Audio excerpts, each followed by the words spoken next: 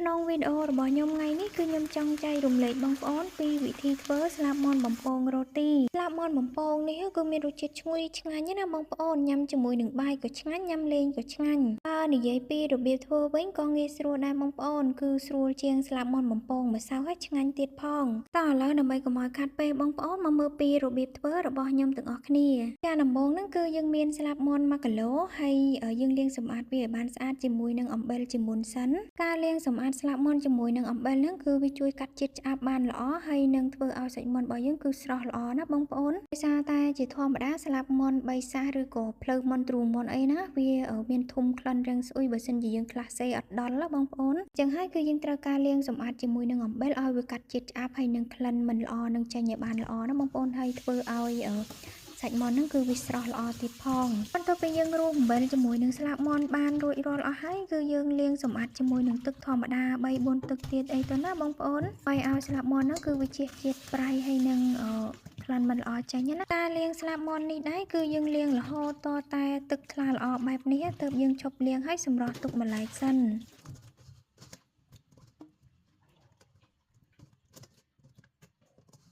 បន្ទាប់ពីយើងសម្រោះស្លាបមាន់បានស្រស់ទឹកល្អហើយគឺយើងយកវាមកកាត់ជាកំណាត់ខ្លីៗបែបនេះស្លាបមាន់នេះដែរបងប្អូនចង់ទុកវាទាំងវែងក៏បានឬមួយក៏កាត់វាជាពីកំណាត់ខ្លីៗដូចខ្ញុំអញ្ចឹងក៏បានដើម្បីងាយស្រួលបំពងទៅកុំឲ្យវាចង្អេងចង្អាងអញ្ចឹងណាបងប្អូនប៉ុន្តែបើសិនជាបងប្អូនកាត់ជាពីកំណាត់ខ្លីៗអញ្ចឹងគឺវាបានច្រើនហើយនៅពេលដែលយើងបំពងឆ្អិនទៅគឺយើងងាយស្រួលញ៉ាំផងដើម្បីឲ្យស្លាបមាន់ប្រឡាក់ទៅឆាប់ចូលជាតិគឺយើងឆូតវាជាពីឆ្នូតបែបនេះសងខាងអញ្ចឹងណាបងប្អូននេះផ្នែកគល់ស្លាបមាន់ហ្នឹងគឺយើងយកសោមចាក់វាបែបនេះបន្តិចទៅណាបងប្អូនដើម្បីឲ្យពេលដែលយើងប្រឡាក់គ្រឿងទៅគឺឆាប់ចាប់ជាតិជាមួយនឹងគ្រឿងបានល្អ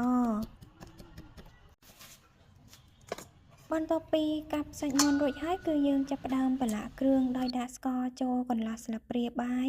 ម្សៅរ៉ូឌីឬមួយក៏ម្សៅស៊ុបមាន់ណាបងប្អូន1ស្លាបព្រាបាយពេញហើយបន្ទាប់មកគឺយើងដាក់ជាមួយនឹងគ្រាប់ជីវ៉ាន់ស៊ុយណាបងប្អូនចាសម្រាប់គ្រាប់ជីវ៉ាន់ស៊ុយនឹងដែរគឺ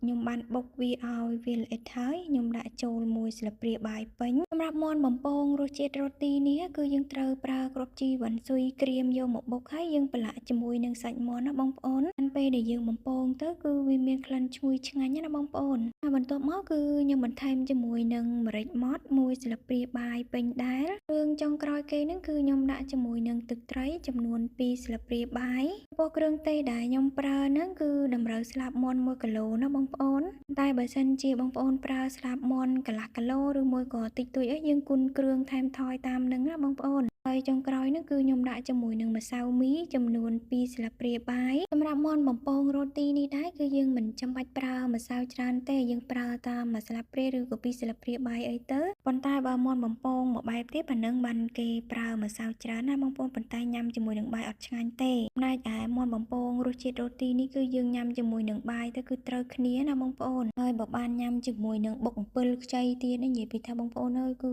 និយាយពីថារសជាតិគឺចាប់មាត់មែនទែននិយាយពីមាន់បំពងរសជាតិរ៉ូទីនេះរ៉េតគឺខ្ញុំឲ្យ10លើ10បងប្អូននិយាយពីថារសជាតិគឺឆ្ងាញ់ហើយខ្ញុំចូលចិត្តញ៉ាំណាហើយអត់សូវឃើញគេធ្វើលក់ទេបងប្អូនឃើញគេលក់មួយហើយនិយាយពីថាលក់ដាច់ណាតែយើងប្រឡាក់សាច់មាន់បានសពគ្រឿងល្អហើយគឺយើងបិទមាត់ចាន់ដែកទៅហើយយើងទៅដាក់ក្លាសេនៅក្នុងទូទឹកកកកន្លះម៉ោងណាបងប្អូនបន្ទាប់ពីក្លាសេសាច់មាន់បានកន្លះម៉ោងហើយឃើញថាវាចូលគ្រឿងបានល្អហើយយើងចាប់ផ្ដើមដល់វគ្គបំពងម្ដងក្នុងការបំពងនឹងដែរគឺយើងត្រូវប្រើប្រេងឆាឬក៏ខ្លាញ់ឲ្យច្រើនណាបងប្អូនទើបយើងបំពងសាច់មាន់ឬក៏ស្លាបមាន់នឹងទៅគឺវាស្រួយល្អណាបងប្អូនហើយឆ្អិនដល់ក្នុងផងហើយសម្រាប់ប្រេងឆាគឺយើងត្រូវទុកវាឲ្យក្តៅ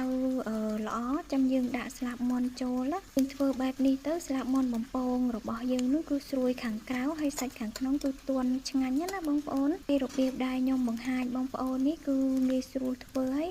និយាយពីថារសជាតិសាច់មាន់របស់យើងគឺញ៉ាំទៅគឺឆ្ងាញ់ពេញមាត់តែម្ដងនិយាយទៅបងប្អូនថាខ្ញុំអួតក៏បានប៉ុន្តែបើចង់ដឹងរសជាតិថាឆ្ងាញ់បែបម៉េចហ្នឹងបងប្អូនកុំភ្លេចសាកធ្វើញ៉ាំណាបងប្អូនបើសិនជាឃើញថារសជាតិគឺឆ្ងាញ់ដូចអ្វីដែលខ្ញុំប្រាប់មែនកុំភ្លេច comment នៅក្នុងវីដេអូនឹងម្នាក់មួយផងក៏ដូចជាជួយចុច like និងចែករំលែកវីដេអូនេះឲ្យបានច្រើនផងទៅកាន់មិត្តភ័ក្តិនិងក្រុមគ្រួសាររបស់បងប្អូនទាំងអស់គ្នាឲ្យបានដឹងនិងចេះពីរបៀបធ្វើមាន់បំពងរសជាតិរ៉ូទីនឹងណាបងប្អូនហើយ នឹងកុំភ្លេចជួយចុច Subscribe Channel YouTube របស់ខ្ញុំម្នាក់មួយផងដើម្បីទទួលបានវីដេអូថ្មីៗជាបន្តទៀតព្រោះការបំពងសាច់មាន់ឬក៏ស្លាបមាន់នេះបងប្អូនកុំដើរចោលឲ្យសោះគឺយើងអាសានៅប្រែចុះប្រែឡើងឲ្យសាច់មាន់ឬក៏ស្លាបមាន់ហ្នឹងគឺឆ្អិនបានល្អហើយកុំឲ្យវាខ្លោចហើយបើយើងប្រែចុះប្រែឡើងអញ្ចឹងទៅគឺស្លាបមាន់របស់យើងគឺមើលទៅពណ៌ក្រហមបានសព្វសាច់ល្អហើយមើលទៅគឺទំនងគួរចង់ញ៉ាំអញ្ចឹងណាបងប្អូន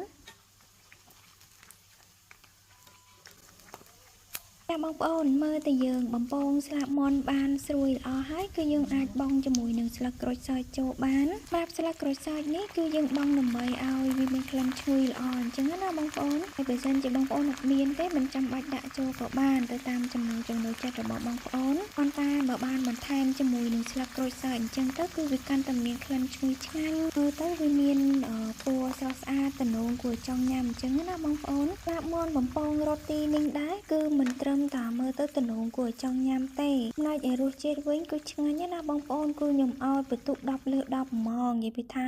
ញ៉ាំជាមួយនឹងបាយទៅគឺឆ្ងាញ់មែនទែនហើយសម្រាប់មាន់បំពងរសជាតិរ៉ូឌីនេះមិនមែនគេចេះតាយកក្បួនយកវិធីមកបង្ហាញជូនបងប្អូនងាយស្រួលដូចខ្ញុំអញ្ចឹងទេបងប្អូនដោយសារតែក្បួនធ្វើឬក៏របៀបធ្វើនេះគឺគេរៀនបងលុយបងអីត្រឹមត្រូវអស់លុយច្រើនណាបងប្អូនប៉ុន្តែអ្វីដែលខ្ញុំបង្ហាញនេះដោយសារតែខ្ញុំរិះរកវិធីខ្លួនឯងរកក្បួនស្រាវជ្រាវខ្លួនឯងឃើញហើយក៏ខ្ញុំយកមកបង្ហាញជូនបងប្អូនឲ្យដឹងពីរបៀបធ្វើដើម្បីទទួលបានមាន់បំពងរសជាតិរ៉ូឌីដែលមានក្លិនឈ្ងុយឆ្ងាញ់ហើយញ៉ាំទៅគឺត្រូវក្រួចគ្នាជាមួយនឹងបាយឬមួយបងប្អូនចង់ធ្វើញ៉ាំជួបជុំគ្រួសារឬក៏មិត្តភ័ក្តិអីជាដើមអញ្ចឹងណាបងប្អូនអាចធ្វើញ៉ាំបានសម្រាប់វីដេអូរបស់ខ្ញុំថ្ងៃនេះគឺមានតែប៉ុណ្្នឹងចុងក្រោយខ្ញុំក៏សូមអរគុណដល់បងប្អូនទាំងអស់គ្នាដែលបានតាមដានវីដេអូមួយនេះពីដើមរហូតដល់ចប់ហើយខ្ញុំក៏សូមជូនពរឲ្យបងប្អូនមានសុខភាពល្អសំណាងល្អគ្រប់គ្នាបើសិនជាបងប្អូនគិតថាវីដេអូនេះមានប្រយោជន៍កុំភ្លេចជួយចុច like ចុច share បានច្រើនផងហើយជាចុងក្រោយកុំភ្លេចជួយចុច Subscribe Channel YouTube របស់ខ្ញុំម្នាក់មួយផងណាចាអរគុណច្រើននិងសូមជួបគ្នានៅវីដេអូក្រោយៗទៀតបាយបាយ